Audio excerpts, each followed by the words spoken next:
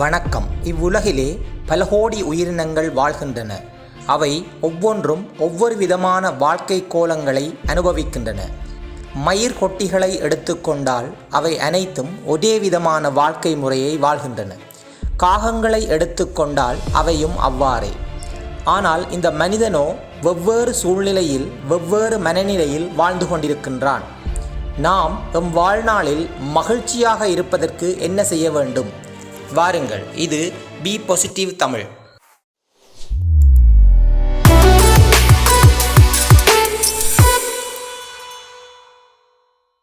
எங்களுடைய ஒரு நாள் காலையில் கண் விழிப்பதிலிருந்து ஆரம்பிக்கின்றது.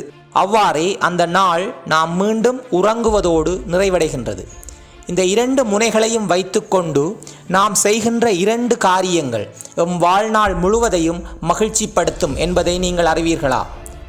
காலையில் எழுகின்ற நாங்கள் பிரம்ம முகூர்த்தம் 3 மணியிலிருந்து 4:59 மணிக்கு இடைப்பட்ட அந்த பகுதியில் ஏதாவது ஒரு 2 நிமிடத்தை ஒதுக்கி நாம் தியான செயற்பாட்டில் ஈடுபட வேண்டும். எம் வாழ்க்கையில் எமக்கு எவையெல்லாம் கிடைக்க வேண்டும் என்று ஆசைப்படுகின்றீர்களோ அவையெல்லாம் கிடைத்து விட்டது என்று நினைத்து அதற்கு ஏற்ற வகையில் தியானம் செய்ய வேண்டும். உதாரணமாக, வைத்தியராக வர வேண்டும் என்று ஒருவர் நினைத்தால், நான் இப்போது வைத்தியராகி விட்டேன் என்று நினைத்து கொண்டு நான் வைத்தியரானால் எவ்வாறு மகிழ்ச்சியாக இருப்பேனோ அதை அனுபவித்து கொண்டு தியான நிலையில் இருக்க வேண்டும். இவ்வாறே பின்னர் நாம் வளமையான அன்றாட செயற்பாடுகளை செய்து முடித்த பின்னர் மீண்டும் நாம் உறக்கத்திற்கு வருவோம்.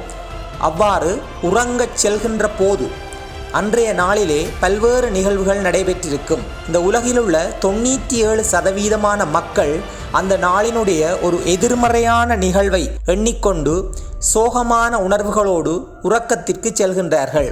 இது மிகவும் தவறான ஒன்றாகும்.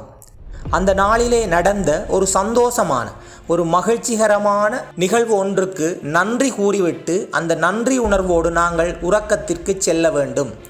எவனொருவன் இவ்வாறு தொடர்ச்சியாக காலையில் தியான செயற்பாட்டிலும் உறங்குகின்ற போது அன்றைய நாளின் ஒரு நல்ல விடயத்துக்கு நன்றியும் கூறிவிட்டு நன்றி உணர்வோடு துயில் கொள்கிறானோ அவனே இந்த உலகில் மகிழ்ச்சியாக வாழ்வதற்கு தகுதியானவனாக இருப்பான்.